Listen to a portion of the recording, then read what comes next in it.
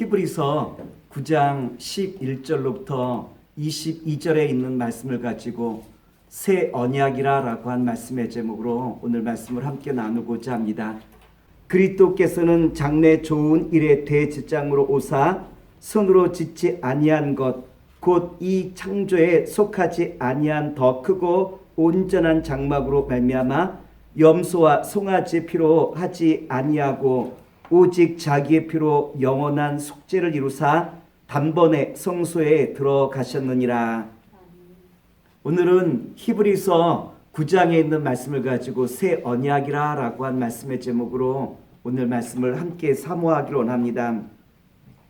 오늘 11절에 보니까 우리에게 뭐라고 말씀하셨냐면 예수님께서는 장래 좋은 일로 대제장으로 이 땅에 오셨다라고 11절 말씀에 우리에게 소개해 주고 있죠. 여기서 장래 좋은 일이라고 한 것은 뭐냐면 우리의 죄를 완전히 속하여 주시는 크신 사랑과 은혜를 말씀하시는 거예요. 11절 말씀을 다시 한번 봉독하여 드리겠습니다. 그리스도께서는 장래 좋은 일의 대제장으로사 손으로 짓지 아니한 것 곧 이 창조에 속하지 아니한 더 크고 온전한 장막으로 말미암아. 성경에 보면 예수님께서 단번에 우리의 모든 죄를 다 속량하여 주셨다라고 하는 표현을 우리에게 하여 주시고 있는 말씀을 우리가 볼 수 있지 않습니까? 인간이 해결할 수 없는 문제가 하나 있다면 죄의 문제 아니겠습니까? 우리의 죄의 문제를 인간이 해결할 수 없는 가장 큰 문제라고 말할 수 있겠죠. 그렇다면 인간에게 부딪히는 이 죄의 문제는 어디서부터 시작됩니까? 아담과 하와가 주님께서 주신 그 말씀을 순종하지 못함으로 말미암아 죄가 그들에게 임하여 마침내 주님 앞에 책망받는 바로 이와 같은 모습을 우리에게 보여주고 있죠. 이것은 우리가 하나님 말씀을 얼마나 많이 듣고 또한 알고 있습니까? 그럼에도 불구하고 사람들은 어떠하냐로 말하면 주님의 그 말씀을 진지하게 받아들이지 못했다라고 하는 말씀 아니겠습니까? 신앙의 위기는 결국 뭐냐면 하나님의 말씀을 진지하게 우리가 받아들이지 못했다라고 하는 것이 우리 신앙의 위기라고 말씀을 드릴 수 있을 거예요. 사단은 끊임없이 사람들에게 속삭이지 않습니까? 하와에게 사단은 뭐라고 말합니까? 동산에 있는 모든 나무 열매를 먹지 말라 하더냐라고 이와 같이 묻자 하와가 뭐라고 이야기했죠? 모든 나무를 먹지 말라 하신 것이 아니라 중앙에 있는 선악과를 먹지 말라라고 말씀하시고 그것을 먹는 날에는 죽을 것이다 라고 이와 같이 말씀하셨음을 하와가 사단에게 이야기해요. 이러자 사단이 하와에게 뭐라고 말씀을 변개시킵니까? 아니야. 선악과 열매를 먹어도 죽지 않아. 열매를 먹으면 하나님과 똑같아질까 봐 그것을 먹지 못하게 한 것뿐이야 라고 사단이 하와를 유혹하게 되어지죠. 하와가 뱀의 미혹에 빠져 먼저 그 말씀을 순종하지 못하고 선악의 그 열매를 먹고 마침내 아담도 그 선악의 열매를 먹는 바람에 아담과 하와가 하나님 말씀에 순종하지 못하고 마침내 죄악으로 말미암아 책망받을 수밖에 없었던 역사를 우리에게 잘 보여주고 있어요. 하나님께서는 인간의 이 죄의 문제를 해결하기 위하여 그 아들 예수님을 이 땅에 보내시고 우리의 죄를 구원하시는 은혜를 우리에게 베풀어 주셨죠. 히브리서 9장 12절 말씀입니다. 염소와 송아지의 피로 하지 아니하고 오직 자기의 피로 영원한 속죄를 이루사 단번에 성소에 들어가셨느니라. 예수님께서는 염소와 송아지의 피로 하지 아니하고 자신의 몸을 들여 자신을 희생함으로 우리를 구원하셨다라고 한 것이 12절의 말씀이에요.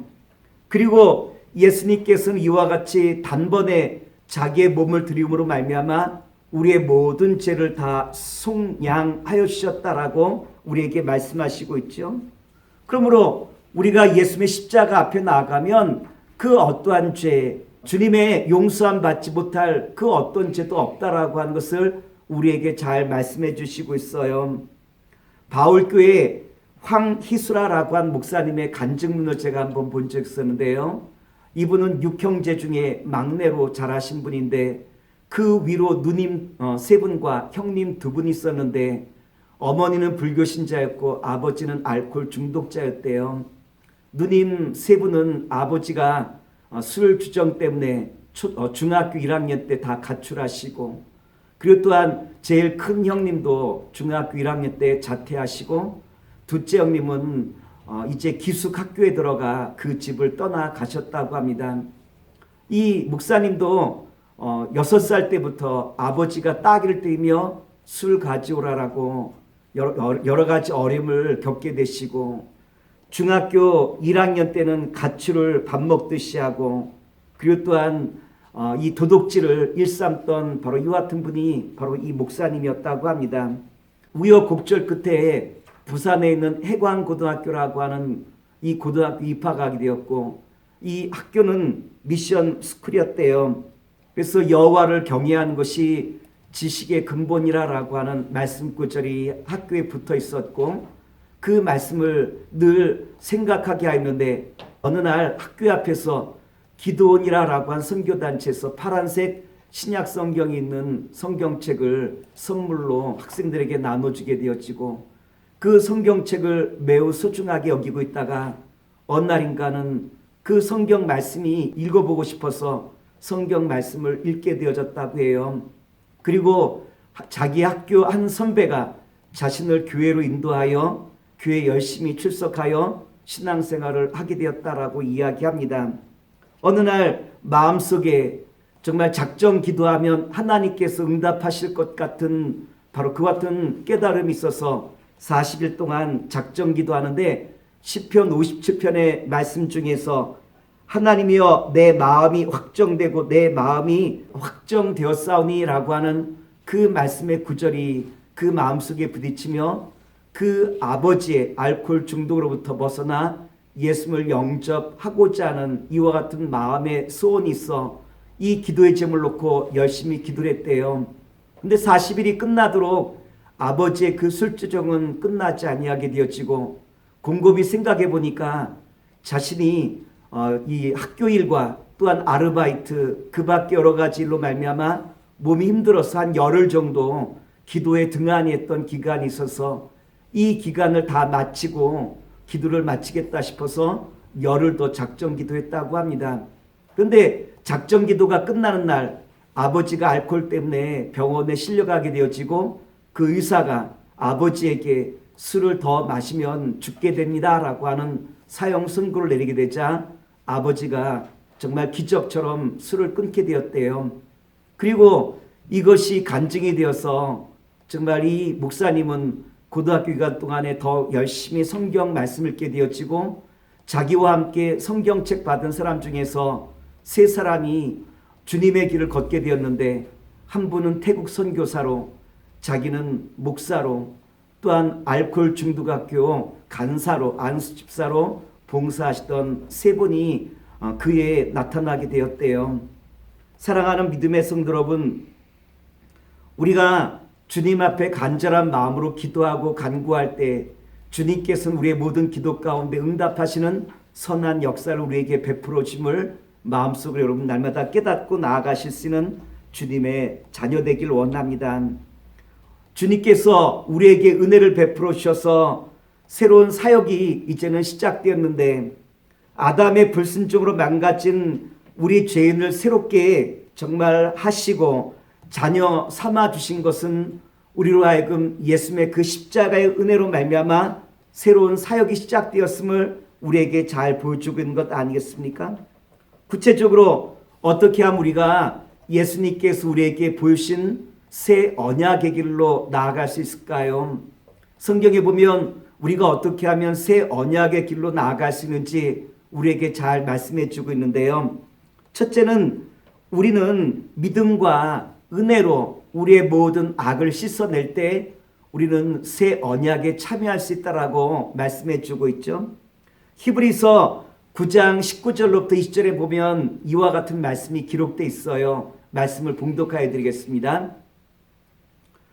모세가 율법대로 모든 계명을 온 백성에게 말한 후에 송아지와 염소의 피 및 물과 붉은 양털과 우슬초를 취하여 그 두루마기와 온 백성에게 뿌리며 이르되 이는 하나님이 너희에게 명하신 언약의 피라 하고, 여기 보면 모세가 백성들에게 뿌린 그 언약의 피라라고 한 말씀인데, 이 말씀 뭐냐면, 언약의 피라라는 것은 뭐냐면 모세가 하나님께 예배를 드리고 그 다음에 희생의 그 짐승의 그 피를 도구와 그리고 또한 백성에게 뿌리는 것을 가리켜 언약의 피라라고 말씀하시는 거예요. 다시 말하면 구약의 율법으로 말미암아 우리는 무엇을 알게 되어지느냐로 말하면 우리가 주님 앞에 얼마나 멀리 떠나왔는가라고 하는 그 악을 깨닫게 되어지는데, 바로 율법으로 말미암아 우리는 주님의 그 언약의 피, 다시 말하면 우리가 얼만큼 주님으로부터 멀리 떠나왔으며 주님의 도우심이 얼마나 필요한 자인가라고 하는 것을 우리가 깨닫게 되어지는 것이 언약의 피, 짐승들에 뿌려진 그 언약의 피라라고 하는 것 아니겠습니까? 그러나 오늘날 신약시대에서는 이 언약의 피가 더 이상 필요하지 않아요.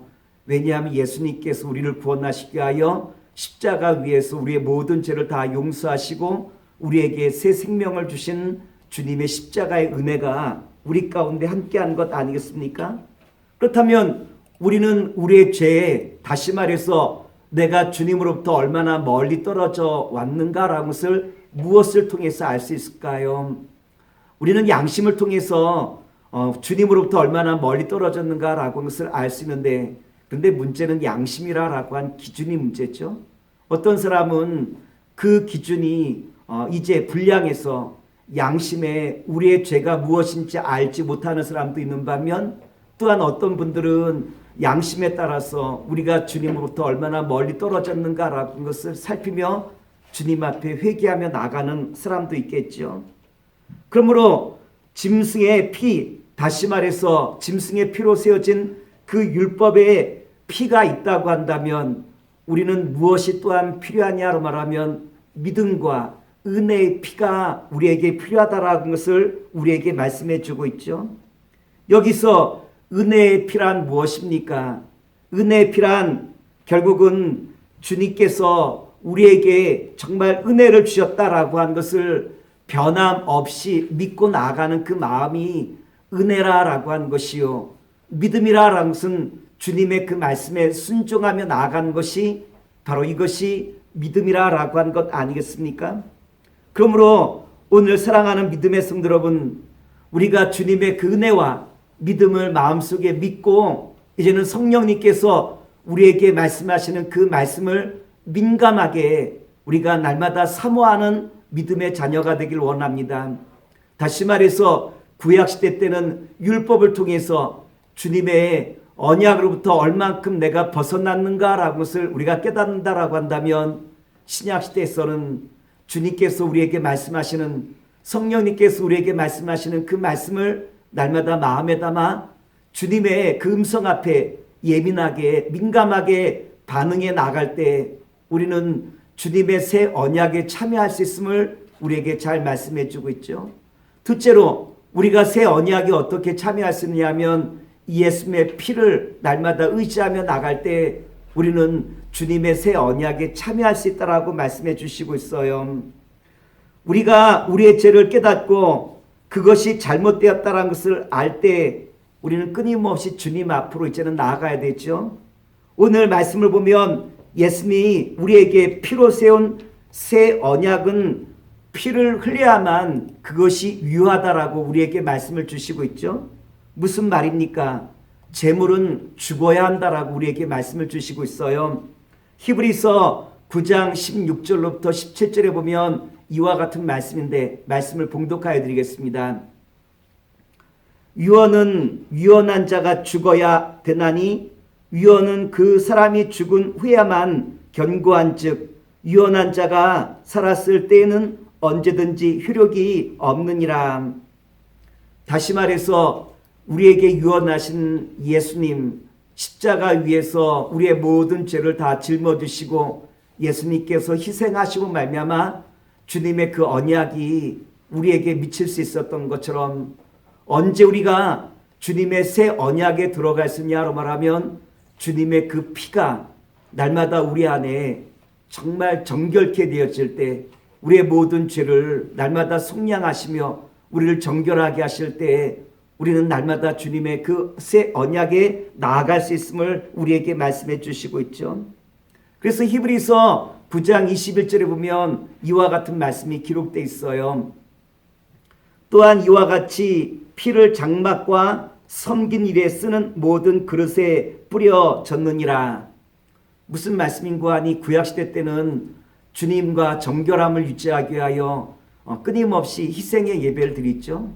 제사장들은 성전 예배 때마다 주님 앞에 예배를 올리게 되어지고 또한 대제사장은 1년에 한 번씩 이 희생의 그 피를 흘림으로 말미암아 자신과 주님 앞에 나아가는 그 모든 도구들을 정결케 한 것이 바로 이것이 이 희생의 그 예배, 희생의 그 피라라고 한다면 주님께서 우리에게 뭐라고 말씀하시고 있냐면 예수님의 그 십자가의 보혈이 우리 가운데 필요함을 우리에게 말씀해 주시고 있죠.